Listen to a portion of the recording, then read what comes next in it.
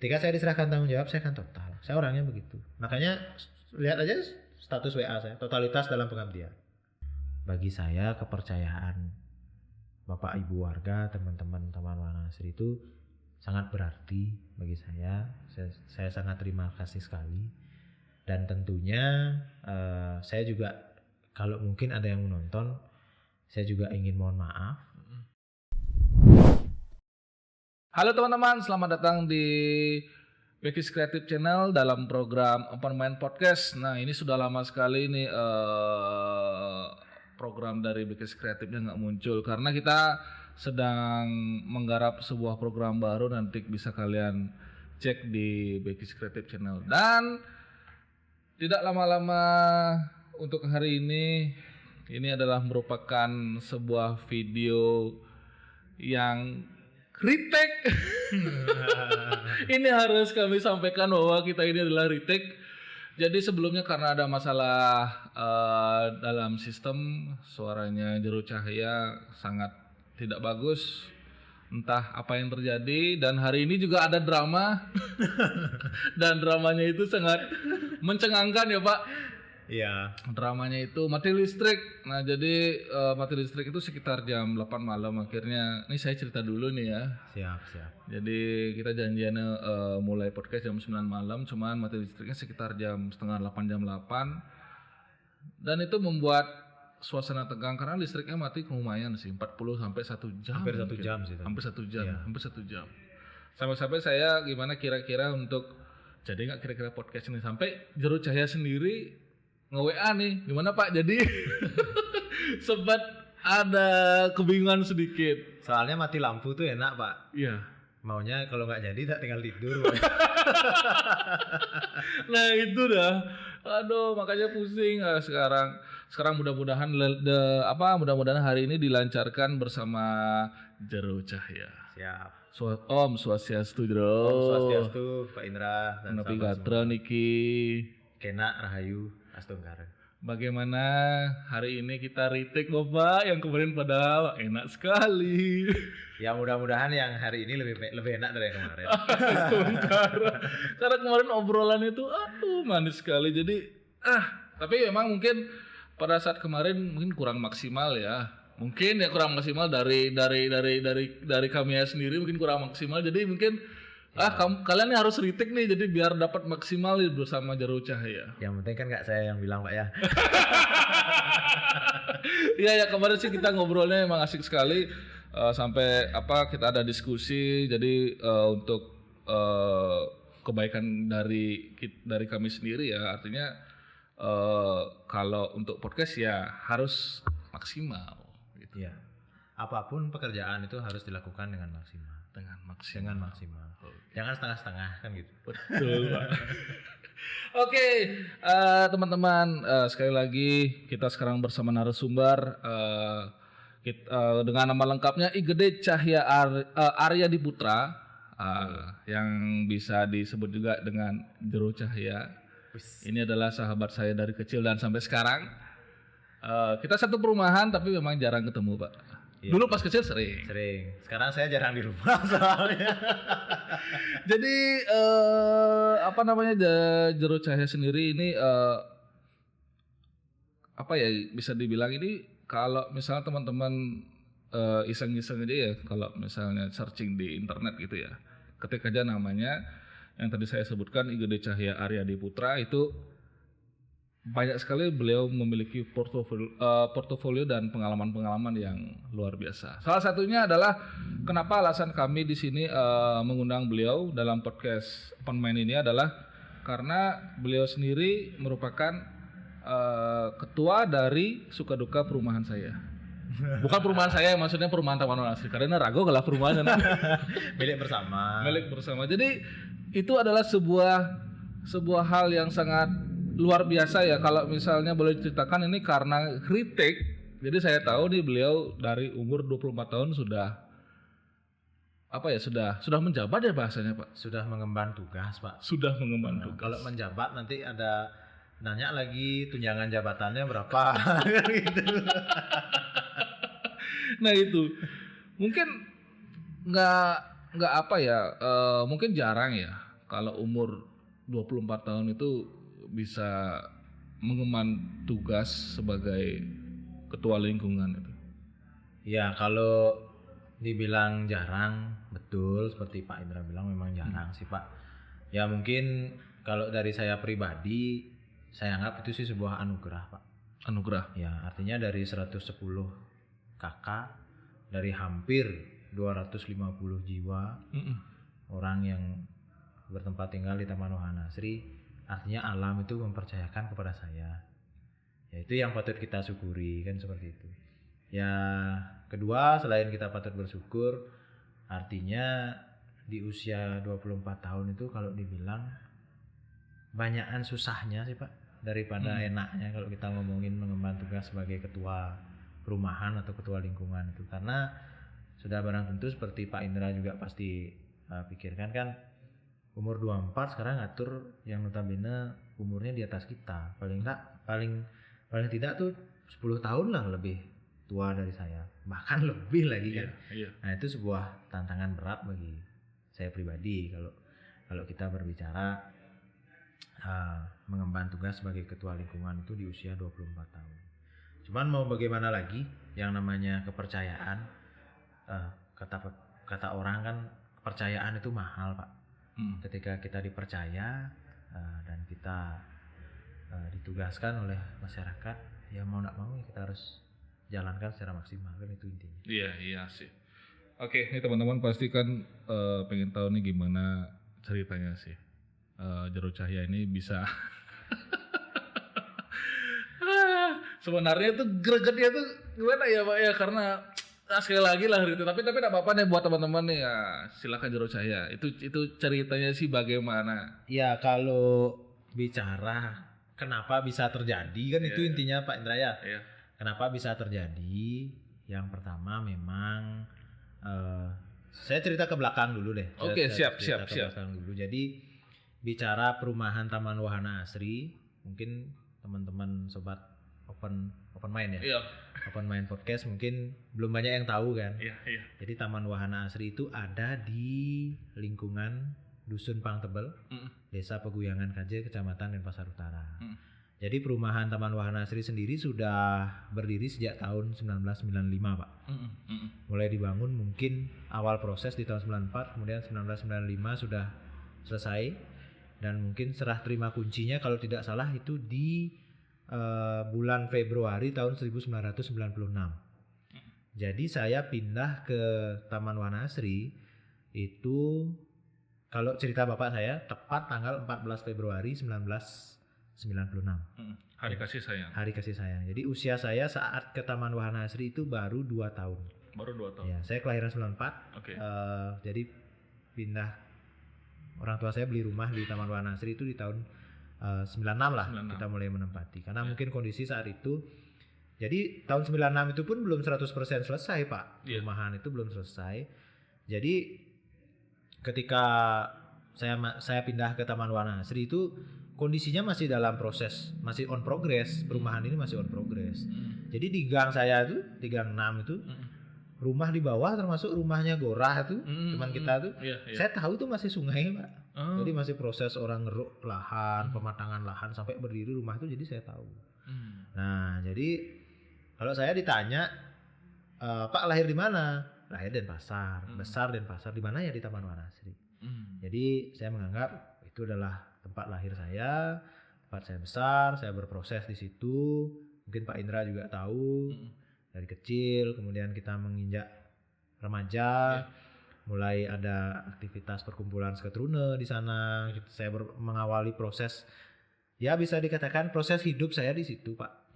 Jadi awal mula saya berkecimpung di organisasi itu pun dimulai dari Taman Wahana Asri. Awal mulanya jadi pengurus Sketrune dulunya. Dari mulai jadi bendahara saya awalnya selama 2 tahun, kemudian jadi wakil ketua selama 2 tahun, sampai akhirnya saya jadi ketua pemuda Taman Wahana Asri itu selama 2 tahun. Jadi total saya mengabdi di Sketrune saja, di kepemudaan aja itu selama 6 tahun. Selama 6 tahun saya mengabdi di situ. Kemudian karena menginjak kuliah, akhirnya saya lanjutkan hobi nyemak gaya repot itu di bangku kuliah dengan aktif di BEM saat itu, di BEM IHDN Denpasar, di alma mater saya. Sekarang sih udah nggak IHDN lagi, udah jadi Universitas Hindu Negeri Gusti Bagus Sugriwa Denpasar. Nah, jadi saya lanjutkan di sana. Jadi itu awal mulanya. Jadi 6 tahun, ternyata 6 tahun saya mengabdi di kepemudaan itu, bukan saya yang bilang Pak ya.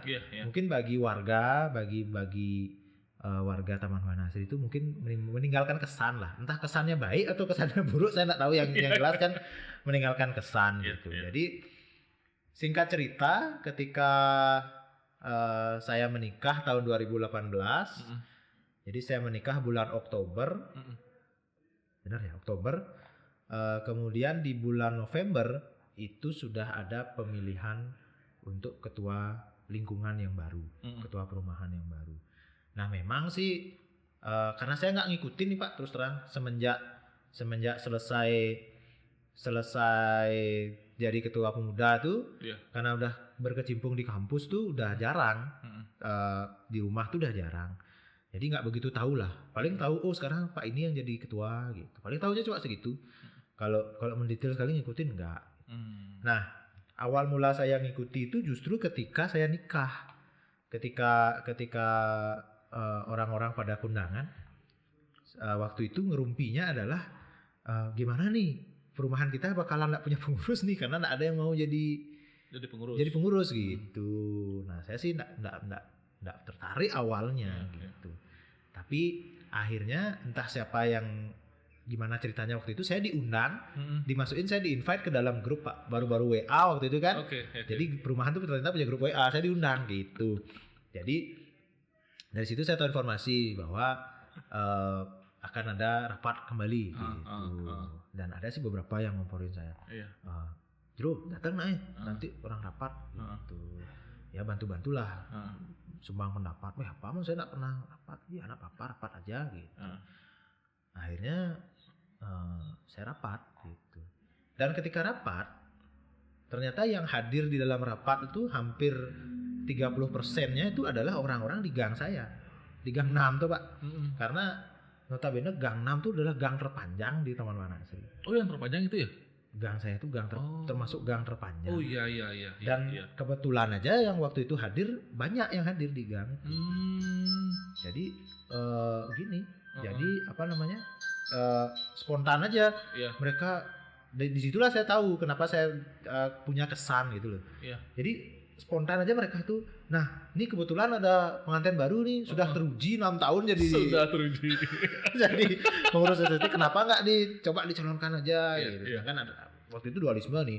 Ada yang sebagian masih terlalu kecil ini gitu. Iya benar. Tapi bagi yang mungkin punya kesan terhadap saya tuh nggak masalah, kalau saya yakin dia bisa gitu. Akhirnya karena 30% yang hadir tuh orang di gang saya. Kemudian beberapa juga mungkin punya kesan yang sama terhadap terhadap saya. Akhirnya saya yang menang dalam pemilihan itu gitu. Akhirnya ya itulah, semenjak itu saya baru mendapat tugas sebagai ketua Sukaduka Taman Wanasri. Sampai kemarin berakhir, seharusnya itu di 2023 Pak. Di 2023 sudah berakhir. Tapi dipercaya kembali oleh masyarakat. Sampai hari ini saya sudah menginjak di periode kedua. Hampir berapa tahun jadinya ya? 4 tambah 2 6 tahun. 6 tahun ya. Mundur sedikit saja. Nah itu kan tidak, awalnya kan ada rapat tiba-tiba, kemudian di-invite di grup tiba-tiba. Bukan rapat tiba-tiba sih, rapatnya tuh udah terjadwal. Cuma kan karena saya baru gabung di grup kan. Iya. Rapat nih gitu. Makanya bagi saya mendadak, tapi bagi mereka kan sudah deadlock. Sudah terjadwal. Pak. Nah, di sana kan tiba-tiba ada bagaimana memang Jero untuk jadi kandidat itu? Tiba-tiba, enggak ada persiapan apa. Jadi nggak kayak nyalek gitu loh Pak. Kalau nyalek kan ada prosesnya. Iya. Enggak gitu. Tiba-tiba aja datang gitu. Jadi calon. Waduh. Calon kan udah bingung saya. Ya udah pasrah dah gitu. Akhirnya udah terpilih baru berpikir, kengken caranya ngomong ya kurang nih ke jumlah aja nih. Kadang kan itu. sadar kan, Iya. kita jalan kalau dulu sebagai ketua pemuda kan Iya. kita aman-aman aja. Iya. Sekarang jadi ketua lingkungan, otomatis kan istri itu pasti bakal terlibat. Iya, betul. Gitu. Itu yang hal pertama yang saya pikirin, kengken caranya ngomong jak kurang nih aja nih. Tapi pada saat itu enggak terbesit, maksudnya nah ini kan ya kita anggap aja ini mendadak kan gitu. Wah, aku belum siap. Wah, aku mau nolak nih gitu modelnya. Apakah sempat terjadi seperti itu enggak? Ya, waktu itu sih sempat sih saya berargumen, Pak. Kalau ada kenapa saya? Pasti ada lebih banyak senior yang lebih banyak. Iya.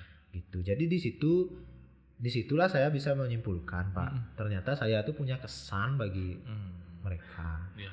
Gitu. Karena muntuh bermekelit gitu bahasa Balinya, muntuh bermekelit. Iya, Sing iya, idang iya. masih gitu. Oke. Pada akhirnya ya harus diambil, mau gimana lagi gitu. Nah, ini adalah sebuah kepercayaan dari Betul. apa ya, dari bahasanya teman-teman gitu ya. Ya, dari ginilah Warga. saudara-saudara saya lah yang sudah saya ajak lama di Taman Wanasri. Dan akhirnya dengan kepercayaan mereka percaya sama Jeruni bahwa Jeruni mampu nih. Ya, setungkara sih sampai hari ini saya di periode kedua kan artinya masih dipercaya. Kesannya itu masih ada gitu. Kecuali kemarin saya tidak dicalonkan lagi, berarti memang kesannya udah hilang kan gitu. Iya. Oh, berarti sing saja nih tidak seperti yang kita pikirkan orang ini kan gitu jadinya. Hari pertama menjabat itu gimana, Jero? Bukan hari pertama lagi, Pak. Iya. Ketika ketok palu itu saya serahkan tugas dan tanggung jawab sebagai ketua lingkungan Taman Wanasri beserta masalah-masalahnya.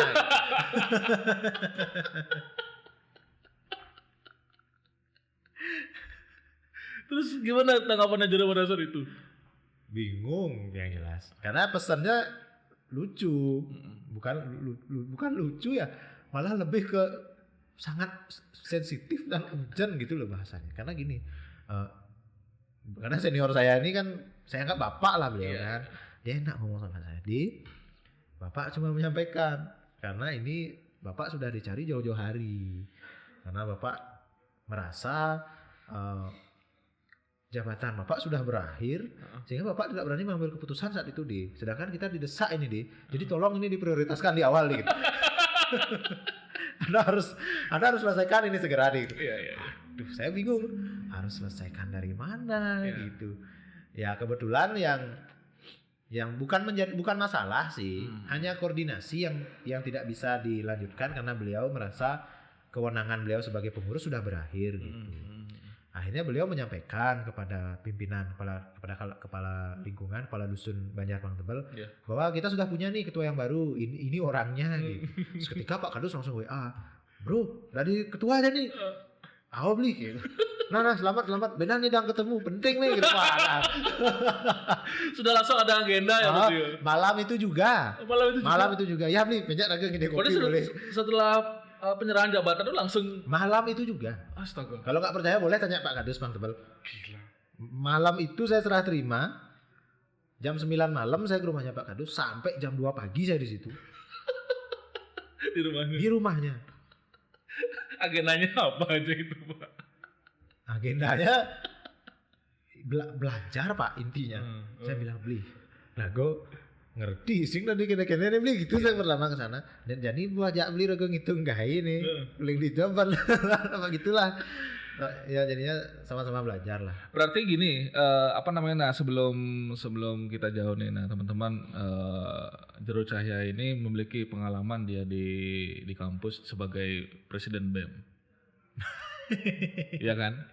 Iya, presiden BEM. Nah, artinya dari bobot presiden BEM dan ketua lingkungan itu, kalau menurut Rage itu sepertinya jelas berbeda ya, karena ya mahasiswa dengan mahasiswa, anggap dah sekarang kita jadi kepala lingkungan, kita dengan statusnya mahasiswa misalnya, dengan warga yang notabene-nya umur dari lebih heterogen. Mahasiswa pun kalau bicara umur sebenarnya mahasiswa pun sama. Iya. Mahasiswa kan nggak iya, semua iya angkatan sih. kita. Oh iya benar. Saya pengalaman kok. Apalagi IHDN kan. Iya, iya. IHDN tuh banyak yang umurnya lebih dari saya.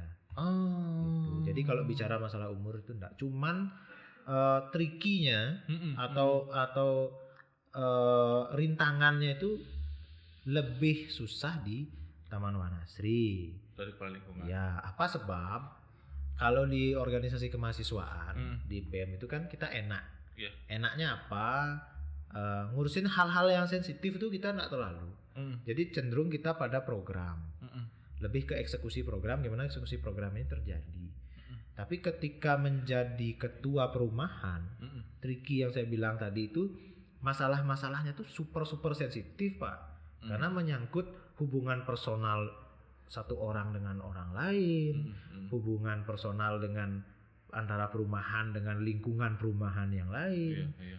Lebih kompleks lah Lebih kompleks. masalahnya. Iya. Gitu. Bukan mengesampingkan waktu di BEM nggak sekompleks itu, kompleks gitu. Cuman nggak bisa ini nggak bisa dibandingin. Iya, Ini nggak bisa dibandingin. Iya. Oh, nggak bisa apple to apple nggak bisa ya? Nggak bisa, tapi mungkin yang bisa dijadikan acuan itu bahwa ternyata alam itu menyiapkan saya grid yang memang betul-betul sudah berjenjang, Pak. Oke. Gitu, dari ketua pemuda kemudian berkembang ngurusin pemuda Banjar, ngurusin pemuda intelektual di BEM. Ya enggak? Di kampus ya. Di kampus kan? Iya. Kemudian setelah lepas dari ini ngurusin Banjar. Ngurusin lingkungan kan naik level gitu. Ya saya bersyukurnya di situ. Gitu. Saya anggap ya satu hal yang membuat saya juga akhirnya menerima tugas ini kan itu, Pak. Saya anggap ya saya menganggap belajar ini apa istilah gininya ya. Hidup ini adalah belajar gitu. Saya nilai ini memang belum pernah saya ambil dan sudah saatnya mungkin saya harus ambil. Ya udah. Mumpung dikasih kepercayaan kenapa enggak gitu. Oke. Berarti sebelumnya ada feeling berarti? Feeling untuk menjadi ketua lingkungan ini? Enggak sih. Nggak ada sama sekali. Nggak ada sama sekali. Cuman yang apa ya? Yang buat saya tertarik untuk datang rapat itu waktu itu hanya karena ada bahasa sing adeuna nyak dari klien. Apa sih masalahnya? Gitu. Jadi itu yang mendasari saya ingin datang. Gitu. Pengen tahu. Artinya rasa ingin tahu saya terlalu tinggi. Apa sih masalahnya? Gitu. Sampai susah sepertinya itu ya atau enggak mau gitu. Sampai kok enggak mau gitu. Ya syukur sih juga ada latar belakang pengalaman kayak yang Pak bilang tadi di BEM itu terus terang ya walaupun tidak bisa dibandingkan. Tapi saya merasa bisa saya melewati semuanya saat ini itu juga nggak lepas dari peran pengalaman yang waktu di BEM kemarin. Gitu. Oke, siap. Nah ini teman-teman, tuh 24 tahun sudah menjabat sebagai mengemban tugas sebagai ketua lingkungan. Ya. Dan terutama masalahnya juga unik-unik pasti ya. Ya. Kalau jadi kepala lingkungan 24 tahun itu kan masih ya, masih wajar. Tapi yang lebih mencengangkan lagi saya 23 tahun sudah jadi sekretaris DPD, Pak. Itu yang Nah, beliau juga berarti Jero ikut partai ya bahasanya itu saya ya? berpartai dulu. Oh, berpartai dulu baru akhirnya di rumah itu. Oh gitu. Apa mungkin karena itu ya saya juga nggak tahu. Jadi posisi waktu itu saya jadi kepala lingkungan tuh posisi saya sudah jadi caleg tuh. Sudah jadi caleg aktif saya waktu itu. Saya kira setelah maksudnya dari ketua lingkungan dulu baru masuk ke partai. Enggak. Oh, berarti dari BEM setelah tamat kuliah berarti ya? Ya. Berarti langsung masuk ke partai. Langsung masuk ke partai. Langsung jadi sekretaris. 2016 saya tamat kuliah. Di BEM-nya sih selesainya 2015. Saya tuh presiden BEM IHDN periode 2014-2015. Kan satu tahun tuh, 2014-2015. Kemudian dari rentang 2015 sampai dengan tamat 2016, saya aktifnya tuh di Peradah. Perhimpunan Pemuda Perhimpunan Pemuda Hindu Indonesia Kota Denpasar. Kota Denpasar. Ya, saya dipercaya waktu itu sebagai wakil ketua. Sampai hari ini pun masih sebagai wakil ketua. Kemudian 2016 akhir karena ada salah satu tokoh favorit saya kan, Pak Pasak Suardike, yang kebetulan juga saya dekat karena memang dekat dengan beliau dari organisasi kemahasiswaan dulu. Akhirnya diajak untuk gabung ke partai. Itu langsung menjabat sebagai sekretaris? Langsung. Langsung. Jadi awal mula masuk di struktur bukan inti sih awalnya, sebagai wakil sekretaris saya waktu itu. Wakil sekretaris bidang kesekretariatan di induk partainya. Kemudian ada perintah dari pusat untuk membentuk organisasi sayap partai di Bali. Nah, saat itulah saya diberikan mandat. Jero saya percaya Jero jadi sekretaris DPD. Tugasnya berat juga waktu itu. DPD apa DPC? DPD awalnya. DPD. Ya, DPD, kemudian membentuk kepengurusan DPD, DPD organisasi saya partainya ini. Boleh sebut nggak? Boleh, nggak apa-apa. Beliau dari partai. Saya ex Partai Hanura. Oke. Ya, saat ini sudah tidak berpartai lagi. Oke. Dengan alasan? Karena beliau sekarang sudah sibuk bekerja di sebuah BPR. Sekarang dia udah nggak pulang-pulang saya, Pak. Sampai rumah jam 7 jam 8. Jam 8 gitu. Kalau nambah lagi saya ngurus partai nggak tahu dah saya nanti. Iya. Ya, sekarang kan tanggung jawab juga ya, Pak ya. Gitu. Jadi 2016 itu 2017 awal ditugaskan untuk membentuk kepengurusan Laskar Muda Hanura itu di Bali. Jadi yang dipercaya itu, yang diberikan mandatori itu kan sebenarnya Bligde. Sahabat saya Bligde Westre, ketuanya. Ya, sekarang kemarin beliau menjabat sebagai anggota DPRD juga di Kota Denpasar. Beliau diberikan mandat tugas, kemudian beliau mengusulkan saya. Gitu, Jero ikut sama saya. Saya percaya Jero bisa jadi sekretaris saya. Nah, itulah awal mulanya. Akhirnya dilakukan deklarasi pengurus, kemudian disahkan oleh DPP Lasmura. Akhirnya saya menjadi sekretaris DPD di usia 23 tahun. 23 tahun. Ya. Nah, karena saya sebagai pengurus DPD di organisasi saya partai, itulah yang menyebabkan saya punya tiket untuk maju. Oh iya, jadi caleg DPRD Dapil Tabanan ya? Sebenarnya milih waktu itu, Pak, karena saya pengurus DPD, saya dikasih milih. Dari Pak Pasak sendiri ngasih saya kebebasan. Kamu mau kemana? Ayo coba aja. Itu akhirnya saya mutusin sih coba mengabdi sama tanah leluhur di Tabanan gitu.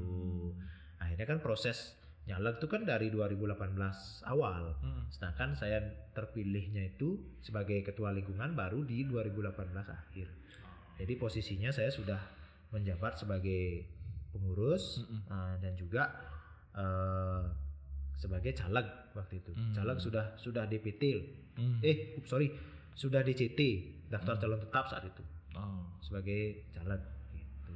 Ngomong-ngomong, kalau pencalonan caleg tuh kan lumayan, Pak. Itu biayanya lumayan. Itu gimana tuh, Pak?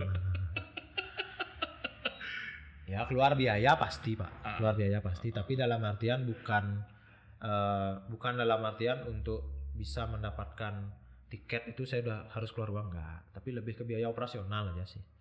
Karena kita kan harus turun ke masyarakat, kemudian kita harus hampir setiap hari itu saya PP dari Denpasar ke Tabanan, karena pagi harus kerja dulu, kemudian sore pulang kerja sudah harus keliling kan di dapil kita itu sih operasional saya. Kalau nyerahin bagi-bagi uang itu enggak. Kalau saya enggak punya uang, Pak, terus terang aja. Iya. Enggak lah sebesar teman-teman yang lain. Iya. Intinya kalau orang bilang politik itu enggak membutuhkan uang, saya kurang setuju, Pak. Politik itu tetap perlu modal. Karena apa yang saya bilang tadi, untuk operasional kita itu kan perlu uang. Benar. Kita mau ke sana ke sini, paling enggak kan modal bensin lah, modal biaya konsumsi lah. Jadi omong kosong. Kalau politik itu tanpa modal. Belum lagi saat pemilihannya nanti. Saat pemilihan itu paling enggak kita harus menyiapkan saksi loh. Benar. Saksi itu kita harus bayar, Pak. Iya. biaya lagi gitu. Nomor 1 loh Bapak kalau nggak salah ya calegnya itu ya. Ya karena posisi sebagai pengurus DPD.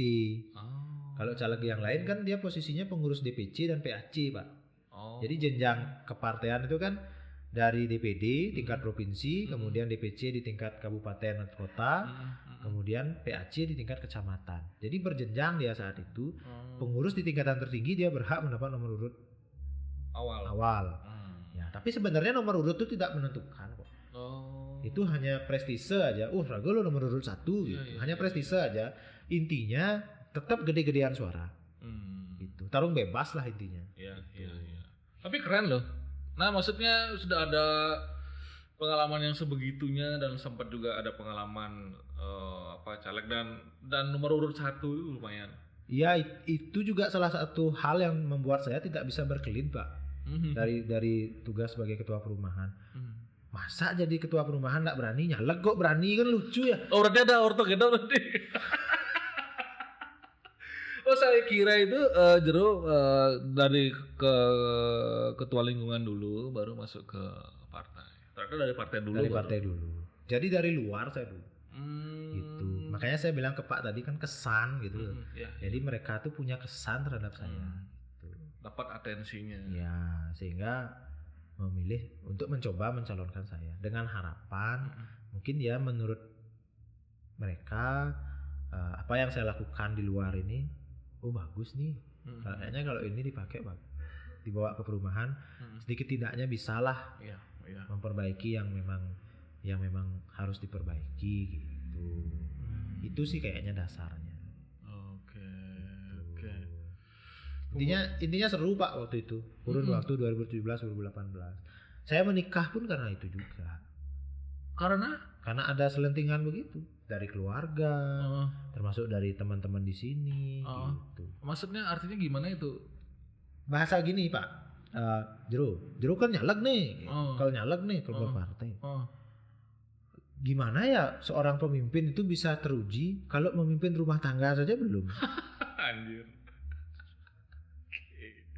Gitu. Kalau saran saya nganten dulu nikah dulu biar terbukti memang betul-betul terbukti Jero itu mampu memanage orang, memanage kehidupan Jero sendiri, memanage keluarga, lebih meyakinkan orang dengan Jero jadinya. Ternyata jebakan Pak. Tapi kemarin pada kita sedikit aja sih ngobrol untuk keputusan untuk menikah itu kemarin sama istri alasannya gimana? Ya karena itu satu kan gitu karena ada kompor kan. Kedua ya memang saya menjalin hubungan sama istri kan sudah lama. Sudah 5 tahun lah. Oh iya. Sudah 5 tahun. Ya setelah tak pikir-pikir kenapa enggak sih? Gitu. Apa sih lagi gitu loh. Kalau ini ditunda juga ujung-ujungnya juga kan bakal nikah. Iya benar. Ya mumpung sekarang ada ya kenapa enggak? Kepancing juga dengan bahasa-bahasa yang tadi. Umur segitu loh Pak, umur 23 menuju 24 kan sedang emosi itu sedang labil-labilnya kan. Benar. Orang Bali itu orang bedik kan kilin nih pasti memanas ya gitu. Aduh. Berarti istri kemarin sudah tahu juga ya berarti Jero nyalek itu udah tahu dia. Sebelum nikah pada saat itu berarti ya? Iya. Belum ya? Istri saya tuh singnya nggak jombang nih. Iya. Ya istrinya intinya kenapa akhirnya nekat juang gitu Pak. Kenapa akhirnya dia yang saya nikahi.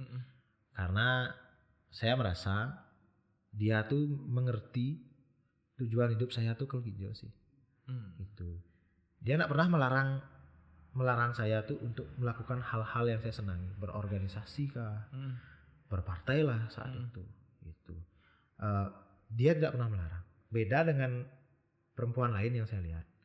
Itu karena saya lihat kan teman-teman saya yang diajak berorganisasi, "Dik lah, nelpon tunang nih, kamu di mana nih?" gitu kan biasalah gitu kan. Akhirnya terkenal. Kalau istri saya enggak. Makanya termasuk sampai hari ini saya mau podcast lah, saya masih aktif di beberapa organisasi hari ini. Istri saya sih tidak pernah melarang karena dia merasa memang saya menikmati dunia itu. Saya menikmati dunia itu dan dia merasa mungkin ya mungkin dia ikut bahagia lihat saya bahagia di situ gitu. Oke. Cuma mungkin kemarin yang dia kagok tuh ya itu setelah nikah Belum ada 2 bulan. Bulan madu aja belum. Udah. Kenapa belum bulan madu? Karena saya sibuk Pak. Nyalek kan masa kampanye tuh. Itu saya udah bilang sama dia. Ntar dulu ya, lewatin ini aja gitu. Akhirnya dari Klian loh. Bilang Bang. Sampai rumah dah pasti nanya, gimana dapatnya? Udah. Gimana? Iya aku jadi Klian. Aduh. Langsung berontak dia gitu. Kenapa aku nggak siap nih? Karena kan beda Pak konteksnya kalau kita berorganisasi, saya di luar di partai, dulu di BEM, kan nggak ada kaitannya sama dia, nggak ada kaitannya sama istri kan. Sekarang ini kan mau nggak mau dia harus ngikut, sedangkan dia belum siap. Gitu. Ini yang lama saya gini, lama harus menjelaskan ke dia gitu. Berarti ini yang dibilang sama orang-orang bahwa harus bisa memimpin dari keluarga lu berarti gitu ya? Itu. Oh nih berarti yang dimaksud gitu. Sebelum Raga start nih gitu modalnya. Sebelum memimpin masyarakat, makanya kalau dulu di Menwa ya, resimen mahasiswa itu saya ingat sekali. Itu bakat gede lah nih slogan ini. Gitu. Karena dia kan rekrutmen tuh pasti buat pamflet kan zaman-zaman mahasiswa itu. Bergabunglah bersama resimen mahasiswa. Belajar membentuk diri menjadi seorang pemimpin gitu. Paling tidak jika tidak memimpin orang, Anda akan memimpin diri Anda sendiri gitu. Inilah buktinya gitu. Nih dah dia. Berarti dimulai dulu memimpin diri sendiri, memimpin keluarga, ini bisa baru memimpin masyarakat gitu. Jadi benar kata orang, teruji dulu memimpin keluarga, pangsing udah jadi pejabat, ternyata rumah tangga berantakan kan? Betul di keluarga nggak bagus. Bener. Saya nak nyindir nih, tapi kan begitu faktanya. Iya. Karena kalau kita misalnya mau melakukan sesuatu tapi keluarga nggak mendukung susah juga. Betul. Iya kan. Gitu. Gimana mau majunya gitu. Setengkara lah. Setengkara artinya istri, keluarga sampai hari ini masih mensupport saya, baik di perumahan maupun di organisasi yang masih saya kelola saat ini. Berarti dari Hanura sekarang sudah nonaktif? Apa sudah gimana? Nonaktif itu gimana sih maksudnya? Per 3 April ya kalau nggak salah, 3 April 2023 saya sudah tidak berpartai lagi. Tidak berpartai lagi. Ya, dengan alasan apa Jero? Dengan alasan satu, gini Pak. Posisi terakhir saya di Hanura itu kan sekretaris DPC, sekretaris DPC Hanura Kota Denpasar. Sekaligus sebagai sekretaris DPD Laskar Muda Hanura Provinsi Bali saat itu. Nah, saya berpikir karena saya sudah terikat kerja, sudah terikat kantor, saya kan punya pilihan nih. Apakah saya melanjutkan cita-cita saya itu, memaksakan artinya melanjutkan itu, apakah saya atau saya harus fokus memperbaiki ekonomi saya dulu.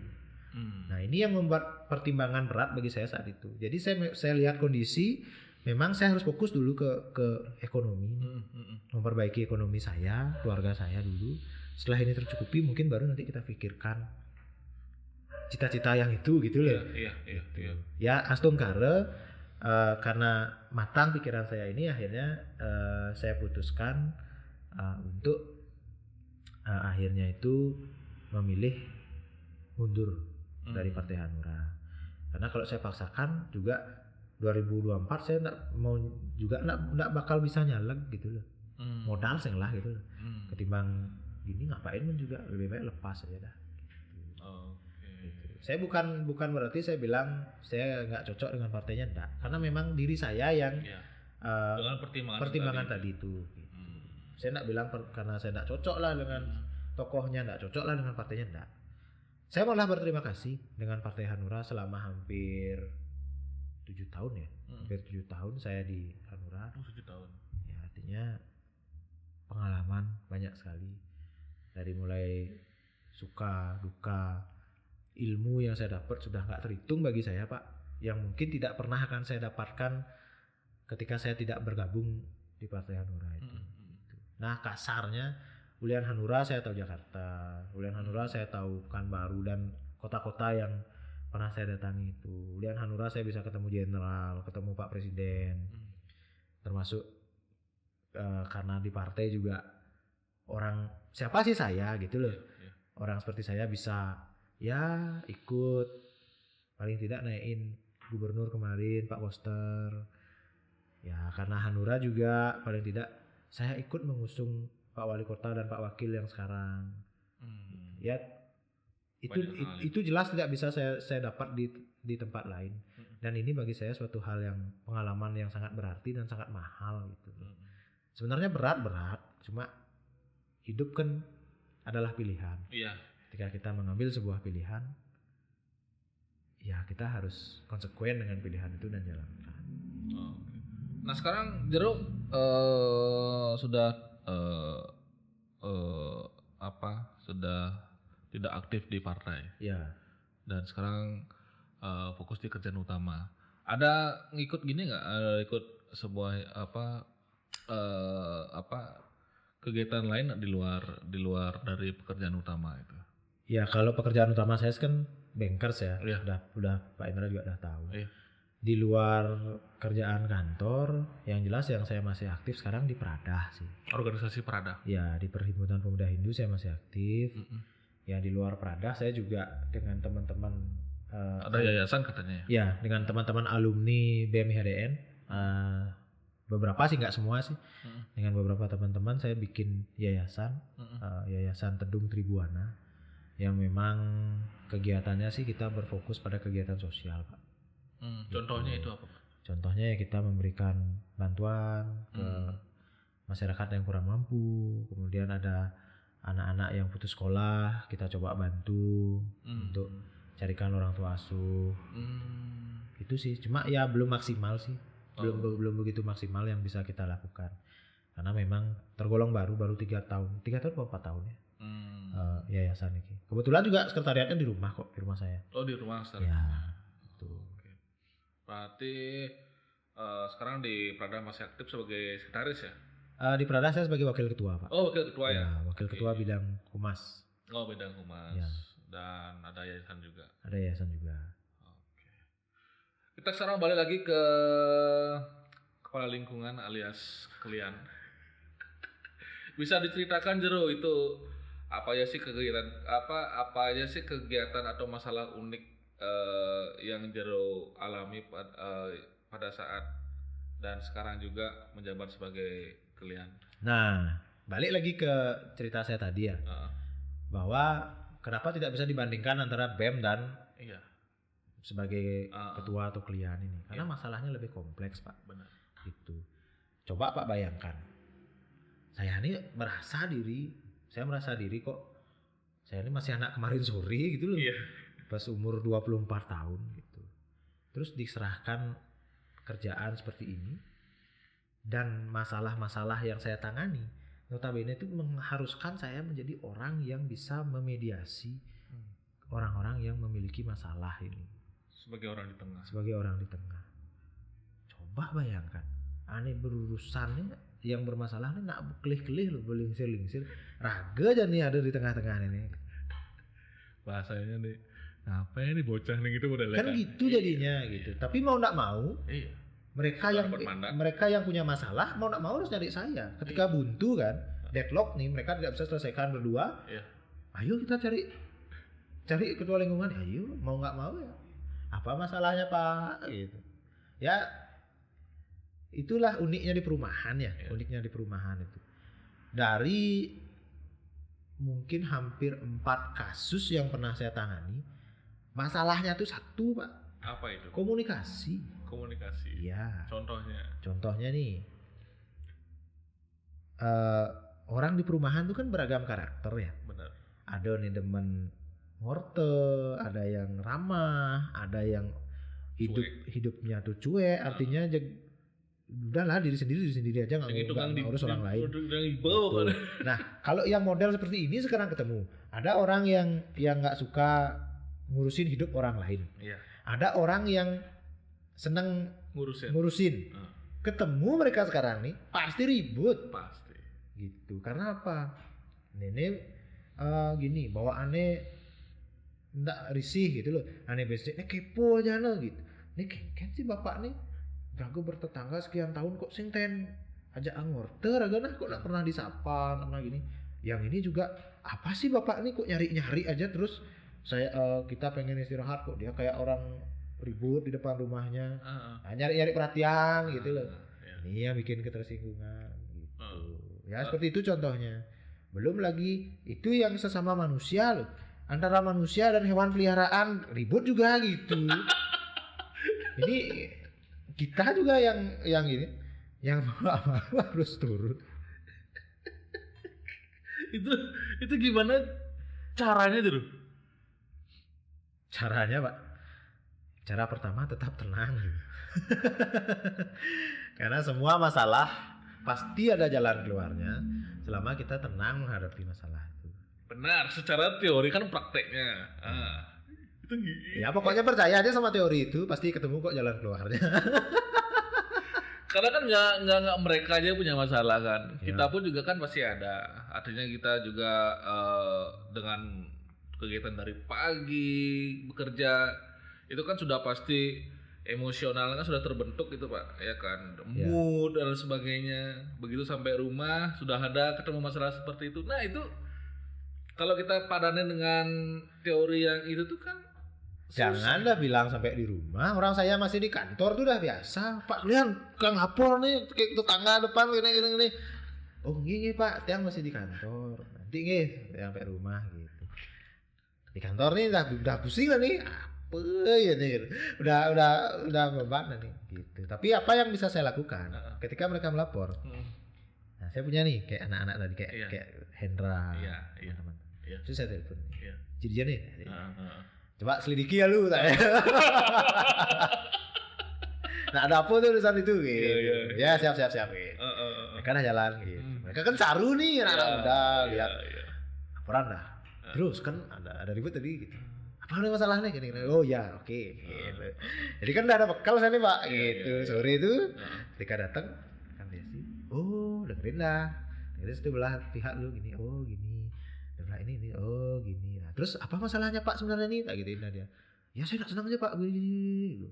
Yang lagi satu juga, loh ngapain Pak yang sewot gitu kan gini saya gitu misalnya. Nah kan ada titik temu nih. Oh ini kan sebenarnya tinggal dikomunikasikan saja Pak. Gitu.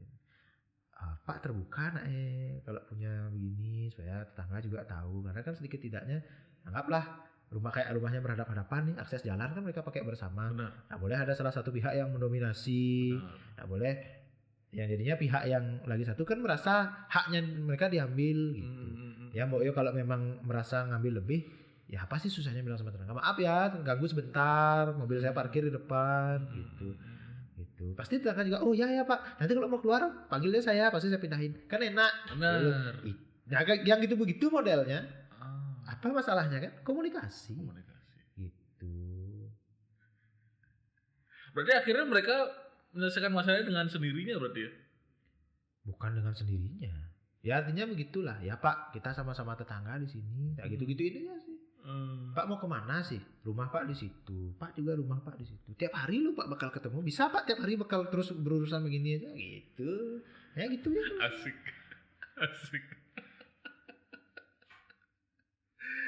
Tapi ini agak gini sih pertanyaannya, agak ini hanya saja saya pengen tahu sih ya. Kalau kita kalau kita menjabat sebagai ketua lingkungan terutama perumahan itu ada gininya Pak, ada gajinya Pak, bagaimana Pak? Kan dari rentetan segala macam masalah yang dari unik sampai yang besar pun, nah itu kan maksudnya kalau orang dalam hashtag apa ya ngayah itu kan kayaknya gimana ya kengken apa yang orang terus aduh pokoknya gimana itu gimana sih? Nggak ada Pak. Nggak ada. Jangankan rupiah, sesen pun saya nggak terima.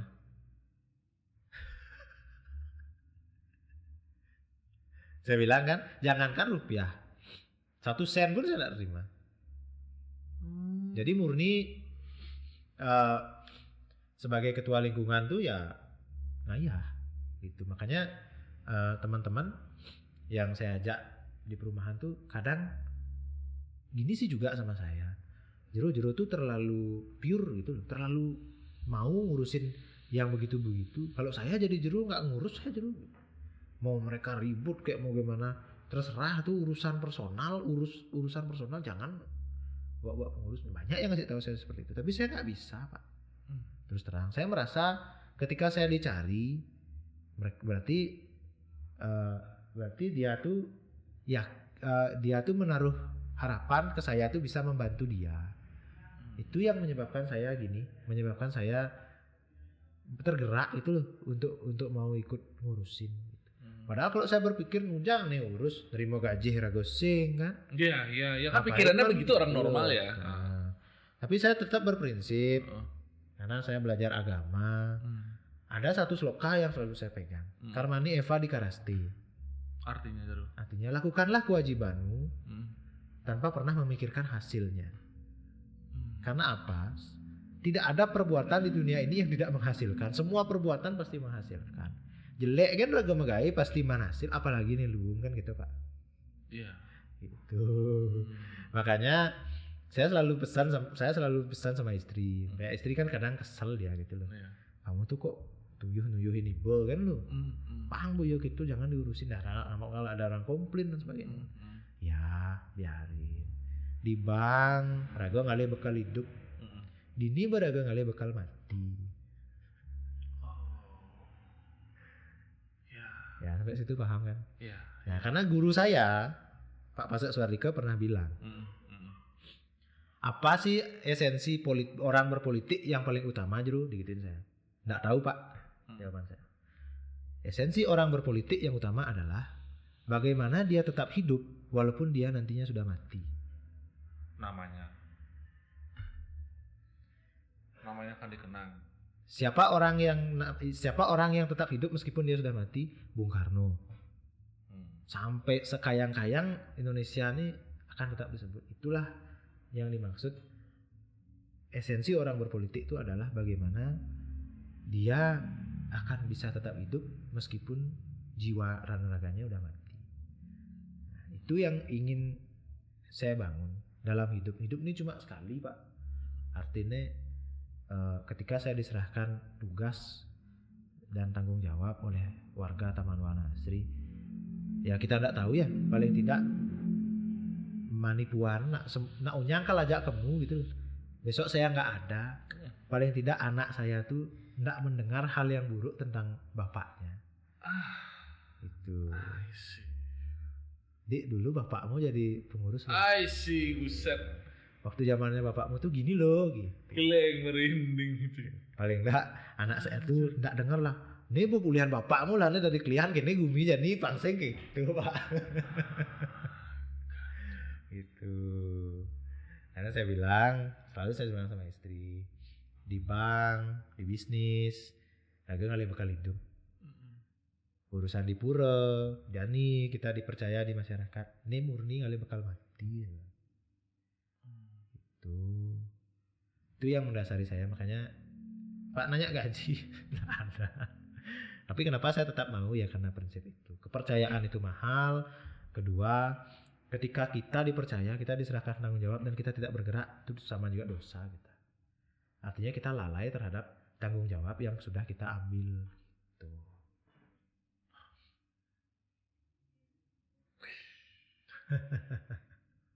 Wih. Itu. Saya orangnya selalu begitu Pak. Dimanapun, tidak hanya di Taman Wana Asri. Boleh kok tanya di BEM, di partai. Kayak saya cerita tadi sama Pak. Ya. Ketika saya diserahkan tanggung jawab, saya akan total. Saya orangnya begitu. Makanya lihat aja status WA saya, totalitas dalam pengabdian. Di mana saya mengabdi, saya pasti akan total. Nah ada setengah-setengah. Tuh. Sekali nyemplung. Tuh. Wih. Ini kalau ditonton sama terutama sama warga Taman Wana Asri ini, Pak Jero, kok Pak Jero ya? Pak Jero kan mobil Pak. Jero Cahya, ada yang pengen diomongin sama warga Taman Wana Asri ini kalau misalnya ada yang nonton? Ya, apa ya kalau pengen diomongin? Pengen disampaikan atau apalah gitu? Ya yang pasti sih yang ingin saya sampaikan tuh pertama pasti terima kasih. Artinya seperti di awal tadi, bagi saya kepercayaan Bapak Ibu warga, teman-teman Taman Wana Asri itu sangat berarti bagi saya. Saya sangat terima kasih sekali. Dan tentunya saya juga kalau mungkin ada yang menonton, saya juga ingin mohon maaf selama 6 tahun telah saya mengabdi sebagai ketua di perumahan Taman Wanasri. Sudah barang tentu saya tidak bisa menyenangkan hati semua orang karena keterbatasan saya kan sebagai manusia. Ya tentunya saya mohon maaf, pasti ada yang senang, ada yang mungkin tindakan saya ada yang menyakiti teman-teman, warga kan, itu Pak, itu hal yang pasti. Jadi paling tidak saya mohon maaf. Dan tentunya yang terakhir, ya saya tetap berharap apa yang ada di Taman Wanasri itu akan tetap seperti hari ini. Apa yang sudah kita bangun bersama dari dulu, apa yang sudah kita pupuk dan sekarang kita sudah mulai akan nikmati, mudah-mudahan juga akan bisa terus dinikmati oleh generasi-generasi kita selanjutnya. Itu sih.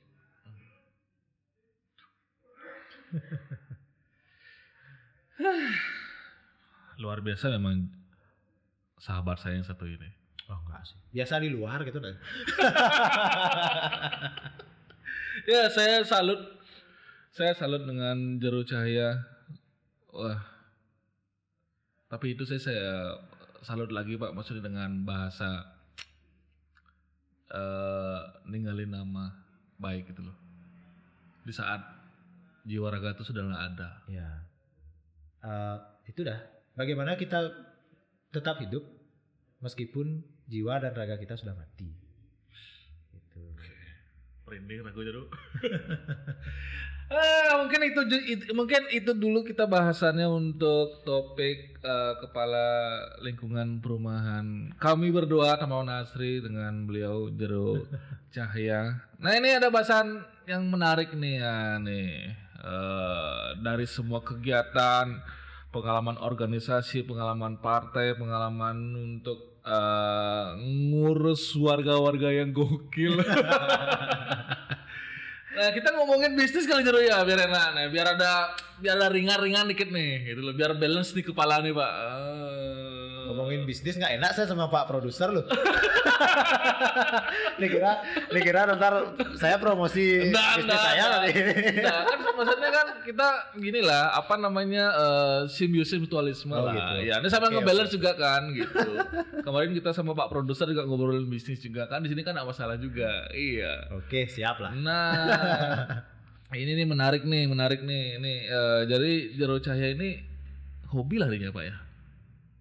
Hobi apa nih gitu dulu. Hobi saya banyak, salah satunya yang tadi organisasi itu hobi. Nah, apa nih yang hobi yang mana nih itu dulu. Ini hobi batu. Iya. Hobi juga. Ini termasuk hobi. Ini dan hobi ini menciptakan sebuah yang namanya pemasukan. Betul.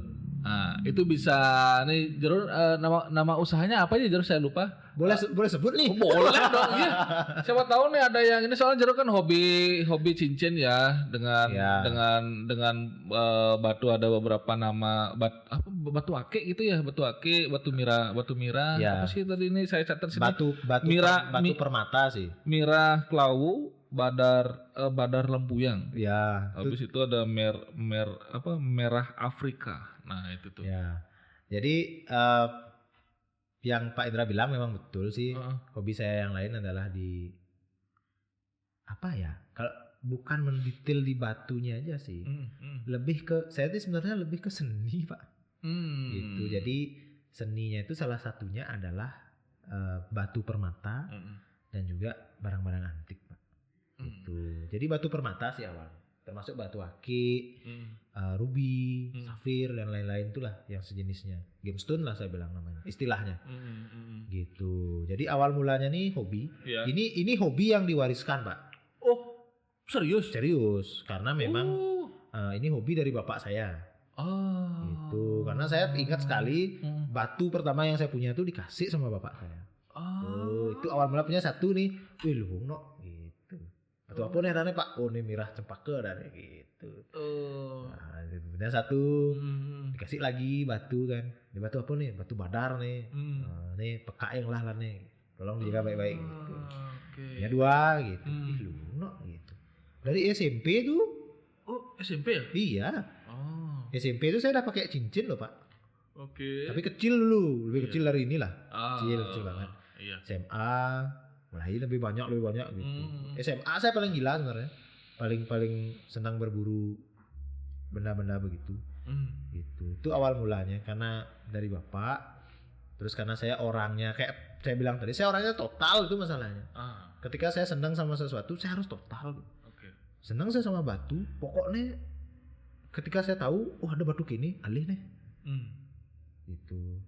Dapet. Kenal lagi, udah punya Mirah Cepaka, udah punya Badar. Ada orang bilang Mirah tuh katanya bagus, Mirah yang merah, oh nyari biar punya aja. Fosil kayu katanya bagus, oh ngalih pangelah gen. Banyak lah akhirnya punya. Nah, setelah punya banyak ini, koleksi kan, berpikir, Mbak ngelah no, kalau mau nambah lagi, tambah banyak nih, coba nih yang bosan-bosan jual nih gitu. Oh, dari sana mulanya. Dari situ awal mulanya. Nah, awal mulanya itu karena adanya platform online tuh Pak, platform belanja online. Boleh sebut merek nih? Boleh, marketplace. Bukan, awal mulanya sekali saya berbisnis tuh di OLX Pak. Oh, OLX. Ya, OLX itu dulu gampang loh awal-awalnya. Batu pertama yang saya jual tuh adalah kecubung gini namanya. Kecubung rambut sedana namanya.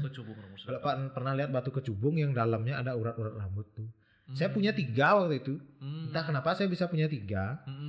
Saya iseng foto nih. Laku nggak ya? Gitu. Saya jual berapa ya? 150.000 kayaknya pertama satu. Akhirnya ada orang minat gitu. Pak saya minat gitu. Bisa COD nggak? Apa COD lah gitu. pertama tuh saya sampai nanya sama orangnya, COD itu apa Pak? Itu loh Pak, cash on delivery. Bisa nganter atau ketemu di mana? Oh bisa. Karena nggak tahu nih, baru pertama sekali. Itu kalau nggak salah tahun 2020. Sebelum COVID. 2014-an Pak. Oh. 2014 tuh. Belum booming batu akik. 2013, 2014 tuh kayaknya. Itu awal mulanya gitu. Saya masih pacaran dulu sama istri saya yang sekarang nih gitu. Kemana-mana kan selalu sama dia. Anterin aku yuk gitu. Kemana nih? COD kok nih ada aneh gitu. Ini aku iklanin batu yang beli. Ingat saya Pak, pertama kali saya COD itu adalah di depan Terminal Lubung. Di depan Terminal Lubung. Di salah satu minimarket tuh. Oh, Alfamart. Di sana lah. Seret transaksi laku dari 150 dia nawar setengah harga 75. Saya kasih. Oke. Nah, saya dapat untung waktu itu lumayan 2 kalinya. Enggak sih, dikit saya dapat untung waktu itu. Paling 20.000. Tapi teman dalam hati, laku no gitu. Mana ini bin kali. Kayak saya cerita tadi, kebetulan ada dana dingin saya punya, ada modal. Mulai nih, tambah barang. Ternyata setelah tahu jaringan barang nih, ternyata ya dalam tanda kutip bisalah saya kerja gitu. Mulai di OLX terus akhir berarti bukan 2014 Pak, sorry Pak. 2015. Pokoknya tuh akhir periodenya Pak SBY Pak. 2014. Pak Jokowi 2014 ya? 14 ya Jokowi ya. Iya, Pak Jokowi 2014 kan. 2013. Berarti kisaran 2012-2013 sudah. Tuh, kemudian akhir 2013 booming lah batu akik tuh. Nah, nambah lagi saya di situ. Karena booming, jualan gampang, mulai orang main BBM.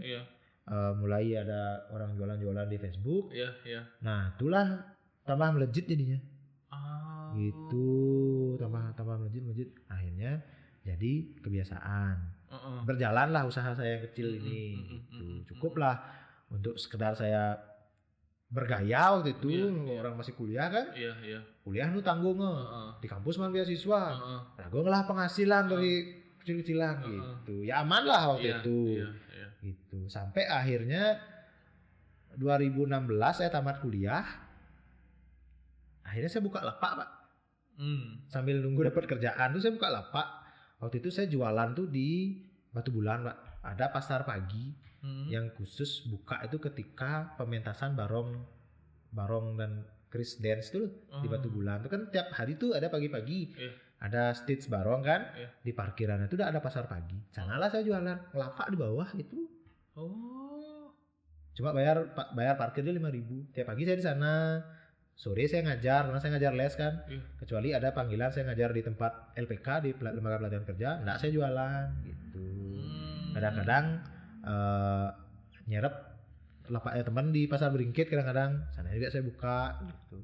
Terus tuh pokoknya enggak pernah putus dari awal, dari sekitar 2012 2013 enggak pernah putus saya sama Batu sampai hari ini gitu.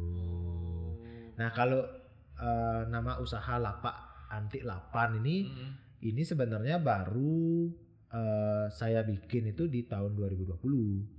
Kayak Pak bilang itu. Karena dari 2012 tuh saya pakai nama Cahya Arya Permata dulu. Gitu. Kemudian ya karena di 2017 2018 saya tinggal nyaleg, sempat mandeg lah usaha ini. Dibilang bangkrut sih enggak, tepatnya mandeg lah. Dalam vakum gitu. Karena saya sibuk urusan nyaleg itu. Nah, karena kalah nyaleg, ya balik ya gitu. Kayaknya perlu dirubah nih. Ada aja sih inspirasi. Ada ya dirubah karena dulu kan Cahya Arya Permata itu nama saya kayak kok kurang bagus ya. Bikinnya deh Lapak Antik gitu. Karena dulu kan saya mainnya permata aja, Pak. Batu akik, permata, batu mulia aja.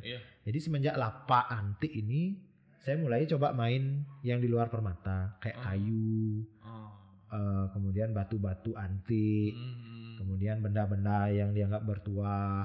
Nah, mulai keris gitu modelnya. Termasuk keris juga. Makanya saya pakai nama Lapak Antik gitu. Jadi kan lebih luas dia gitu. Kalau dulu kan Cahya Arya Permata itu kan lebih ke permata aja gitu. Jadi biar luas ya gini nih. Biar lebih meluas dia gitu, Pak. Nah, ini ada pertanyaan sedikit mengenai apa namanya? Dari cincin batu ini. Nah, cincin batu ini nih kalau orang-orang kan berpikir bahwa kalau kita menggunakan ini itu seperti kita dilindungi gitu ya modelnya. Nah, ada nilai spiritualnya nggak Pak kalau dalam batu ini, Pak? Ya. Kita berbicara berdasarkan literatur, Pak ya. Iya. Itu saya enggak mau berbicara koni nih. Iya. Lah Adi sarjana agama ngomongin mekuni kan gitu. Iya. Jadi kita sebagai orang Bali diwarisi sebuah literatur oleh pendahulu kita, baik itu lontar ataupun dalam bentuk buku. Nah, ini saya bicara bicara kayak saya bilang tadi literatur. Kita punya lontar itu namanya Carcan Soce gitu, Pak. Boleh Pak cari, searching aja di Google. Jadi Carcan Soce itu menjelaskan jenis-jenis batu permata yang dianggap memiliki tuah atau tuah itu dalam artian berkhasiat gitu, atau mana sih yang tergolong utama, mana yang tergolong biasa aja, dan dijelaskan di sana tuahnya gitu. Jadi ada istilah windu sare, mirah nila pangkaje, mirah cempaka, mirah rambut sedane, mirah cempaka wilis yang seperti itu, les kelor, les gedang, les gedebong, yang seperti itu tuh semua itu berawal dari literatur ini. Carcan Soce ini. Ini lontar, Pak. Yang kita tidak tahu siapa yang menulis. Jadi di sanalah dijelaskan. Kalau ada batu permata rubi dengan warna merah, di tengahnya ada titik putih, maka itu bernama mirah windusara. Itu adalah permata utama, kegunaannya adalah ini gitu isinya kalau di bahasa Indonesia kan. Tapi kalau di bahasa Kawi kan gitu. Yan hane mirah itu membawa tangi gitu misalnya. Kalau ada permata mirah berwarna keunguan gitu kalau ditranslate. Jadi ada dasarnya, ada literaturnya. Jadi bukan ngomongin mekuni lagi gitu. Dalam Carcan Soce itu juga dijelaskan sarana-sarana yang bisa digunakan orang untuk mempertebal keyakinan dirinya atau membuat dirinya kebal. Contoh, yen hane batu bolong, les kelor, dan buluh empat nika sarana keteguhan, sarana untuk kekebalan gitu bahasanya. Gitu. Jadi itu literatur yang bicara, bukan kone-konean lagi. Gitu. Jadi kenapa bisnis batu permata dan batu mulia ini tidak akan ada matinya di Bali, karena ada literatur itu. Itu. Nah, itu satu literatur. Nah, Saya pernah disampaikan oleh kebetulan sahabat saya beli Komang Gases. Iya. Bahkan dalam setiap Dharma Canda dia selalu menyebutkan itu kirang langkung pujan sang sulinggih kapuput antuk mani astagina. Artinya kurang lebihnya seorang sulinggih itu mengucapkan mantra, maka itu akan disempurnakan oleh mani astagina. Apa itu mani astagina? Itu adalah batu-batu cincin yang digunakan oleh seorang sulinggih. Nah, Pak Sulinggih tahu sulinggih kan? Tahu. Peranda lah Iya, istilahnya. beranda. Coba perhatikan, peranda pasti bak-bak membungkung. Nah, ternyata itu bukan fashion itu gitu loh. Iya. Jadi kalau menurutnya Beli Komang Indra bilang bahwa media cincin inilah yang dia gunakan sebagai Untuk melengkapi kekurangan. Namanya manusia kan, Iya. beliau kan sebagai manusia tetap Iya. pasti ada kekurangan. Dengan media itulah beliau melengkapi kekurangannya. Nah, selain itu keperluan upakara di Bali khususnya dalam hal wewangunan tempat suci seperti sanggah. Sanggah itu kan ada yang namanya pedagingan, Pak. Iya. Pedagingan itu memerlukan batu permata di dalamnya sebagai unsur penting yang memberikan energi kepada pelinggih tersebut untuk bisa dijadikan sebagai stana Ida Sang Hyang Widi Wasa gitu kasarnya. Itu belum lagi untuk keperluan pacat yang lain seperti nyekah dalam buluh sekah itu katanya itu harus berisi mirah gitu. Gitu. Jadi orang Bali itu literaturnya jelas dalam hal batu permata itu dan benda-benda unik ini, sehingga itulah yang menyebabkan sampai hari ini Astungkare usaha ini masih jalan gitu, Pak. Gitu. Tadi nama usahanya Lapak Antik 8. Lapak Antik 8. Lapak Antik 8. 8. 8 itu sebenarnya singkatan dari lapak antik gitu. Oh gitu. Aduh, berarti dengan adanya literasi itu membuat menjadi lebih bisa dibilang lebih metaksu dari itu. Bukannya gimana ya? Membuat dia eksis dan tetap akan ajeg gitu loh. Eksis ya ajeg kan patuh ya. Dia akan tetap ada. Budaya orang batu-batuan tuh tetap akan ada. Karena literaturnya ada gitu. Dan akan selalu diperlukan oleh masyarakat Bali. Contoh kayak saya bilang pedagingan itu kan orang akan selalu buat pelinggih. Yeah. Ketika orang buat pelinggih kan pasti dia akan selalu perlu dengan itu. Gitu. Karena itu dah batu permata itu bagi orang Bali tidak hanya sekedar perhiasan, Pak. Itu adalah simbol kemuliaan. Makanya orang Bali selalu beranggapan emas mirah. Emas mirah itu adalah simbol kemuliaan. Emas adalah logam paling mulia. Mirah adalah batu yang paling mulia. Rubi itu adalah batu yang paling mulia bagi masyarakat Bali. Karena masyarakat Bali waktu itu tidak begitu mengenal intan dan diamond. Itu yang lebih banyak dikenal adalah rubi atau mirah itu. Wih, lumayan juga ya gininya ya. Apa namanya pengetahuan mengenai apa bisa dibilang ya batu cincin ini berarti ya. Kembali Pak, totalitas dalam pengabdian. Pokoknya saya kalau sudah suka dengan sesuatu saya tidak mau setengah-setengah. Apalagi saya diberikan tugas dan tanggung jawab, saya tidak mungkin setengah-setengah. Saya pasti total. Gitu. Terus yang ngomong-ngomong yang Jero yang pakai ini model jenis batuan apa namanya batu cincin apa nih Jero? Ya kalau ini sih yang saya pakai, yang di tangan kanan ini jenisnya giok Pak. Giok. Ya jadi ini batu asli Indonesia. Ini batu asli Indonesia. Daerahnya Sungai Dareh. Sungai Dareh. Ya Sungai Dareh itu di Sumatera apa dia ya? Sumatera Utara kayaknya. Nah, jadi dulu yang terkenal itu kan Giok Aceh sama ini Sungai Dareh ini. Gitu. Ini saya senang karena warnanya sejuk gitu. Kalau bisa dibilang warnanya apa itu ya? Hijau sih Pak. Hijau ya. Itu ada hitam-hitamnya gitu ya? Kayak buah kiwi. Sepintas loh kayak buah kiwi gitu. Gitu. Kalau yang ini lagi satu ini ruby Madagaskar. Ruby Madagaskar, warnanya pigeon blood orang bilang. Nah ini sih karena saya percaya bahwa ruby atau mirah itu adalah simbol kemuliaan. bagi orang Bali gitu. Kalau yang sebelah kanan ada simbolnya seperti apa? Giok. Jadi ada filosofi nih. Cincin di tangan kiri itu ke internal kita, yang kanan itu ke eksternal kita. Jadi kenapa saya di kanan pakai yang hijau? Supaya orang lihat saya tuh sejuk, Pak. Gitu. Gitu. Orang ngobrol sama saya itu pasti merhatiin yang ini, makanya ini gede, Pak. Ini karena saya sekarang kerja kantoran kan saya kecilin, Pak. Ini dulu gede, Pak, segini ya. Serius. Gitu. Iya. Saya kecilin gitu. Karena saya senang gitu. Kalau yang kiri tadi untuk internal, itu maksudnya gimana? Ke internal, artinya ke orang filosofinya gitu. Ketika dipakai di tangan kiri, berarti kita berharap energinya dia itu dimanfaatkan untuk ke internal kita. Energi ruby ini, karena ruby ini dipercaya dia bisa menyerap energi matahari, kemudian mengolahnya menjadi energi positif untuk kita. Gitu. Ini ngomongin ilmiah aja ya, saya nak suka ngomongin manggu mirah nih pangnya pang bisa gini lah, pangnya gitulah gitu enggak. Saya ngomongin yang ilmiah aja.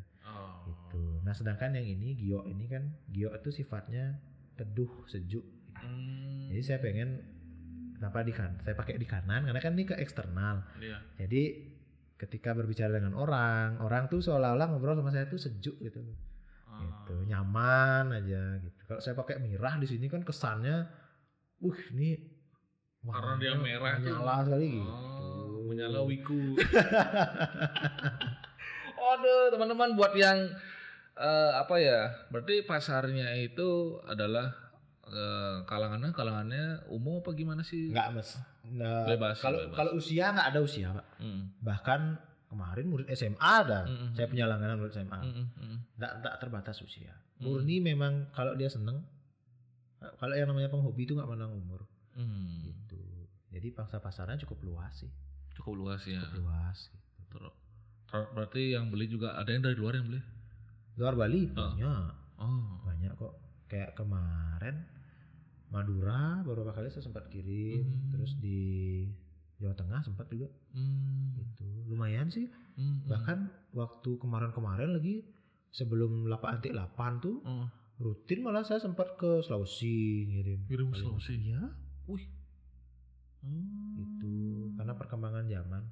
Kalau dulu kan orang transfer dulu baru kirim. Sekarang saya udah aman kirim, nanti dia bayar di tempat.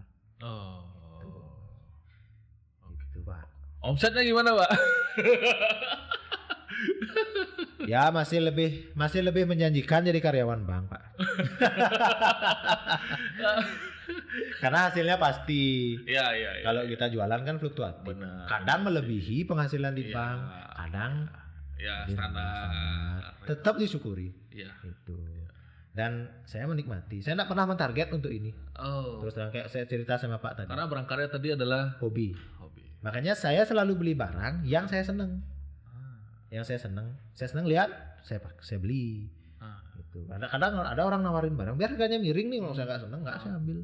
Karena prinsip yen sing payu raga yang nganggu. Gitu. Harus seneng dulu. Tapi pada akhirnya saya ngado sih akhirnya nih bakat gisi nyambek lah. Karena tergiur. Coba lepas. Nih yang terakhir nih, kalau ini pernah ada orang yang nawar. Kan kondisi nih misalnya nih kalau COD ketemuan atau gimana gitu kan Pak bawa barang nih, bawa barang nih. Nggak ada yang nawar.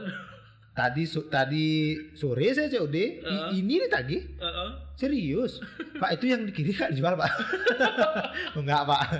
Nih pegangan saya pribadi nggak saya jual, Pak gitu. Jadi kalau harga cocok lepas nggak? Pertimbangkan dulu. Enggak sih. Enggak. Terus terangin, Pak, berulang kali yang lagi nih 2 cincin nih. Padahal nih bukan kualitas utama gitu loh. Saya yang lebih bagus dari 2 ini ada. Gitu. Itu yang saya nggak ngerti. Gitu. Makanya batu permata, batu akik kah, apakah itu bukan serta-merta karena kualitas batunya saja, tetapi tergantung siapa yang pakai. Gitu. Coba Pak Jokowi nih.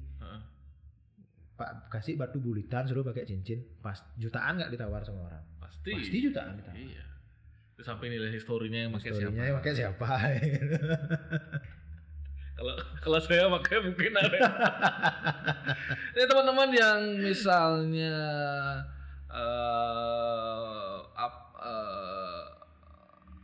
ingin lebih tahu atau pengen beli ya, pengen bertanya-tanya nih bisa ke Jero nih, kebetulan juga penghobi P3K, penjual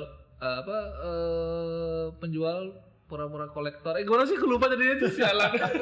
Pokoknya P3K penghobi pura-pura kolektor. Pokoknya nanti intinya buat teman-teman yang punya hobi yang sama, yang mungkin bisa diajak berdiskusi, dan jangan lupa tertarik nih sama Jero Cahya. Ya. Aduh, luar biasa Jero podcast hari ini. Semoga tidak ada masalah dari sistem, Jero. Ya. Ya. Kayaknya lebih berbobot mana nih yang kemarin sama yang sekarang nih? Hari ini Pak? Kayaknya hari ini ya. Hari ini ya. Aduh, tapi ya tapi hari ini yang lebih mantap, lebih berbobot. Astungkara, mudah-mudahan semuanya aman sistemnya. Jero, terima kasih untuk waktunya hari ini. Sama-sama. Saya yang terima kasih nih. Iya. Terima kasih banyak atas waktunya. Semoga Sama-sama. sehat selalu sekeluarga, sukses. Swaha. Ya, kemudian dilancarkan juga lapak antik Lapan. Swaha. Ya, semoga juga open mind lebih Astungkara. lebih sukses, Iya. lebih dikenal, dan Iya. ditunggu karya-karya menarik. Astungkara nih ya. Buat teman-teman, sekali lagi terima kasih sudah menonton Open Mind Podcast dalam channel Bekis Kreatif, dan jangan lupa di subscribe, kemudian di like, share, komen, dan jangan lupa juga di share video ini ke teman-teman atau ke keluarga kalian semuanya. Saya Indra dengan Jero Cahya. Terima kasih banyak. Sampai jumpa di video selanjutnya. Sukses Jero. Sukses semua.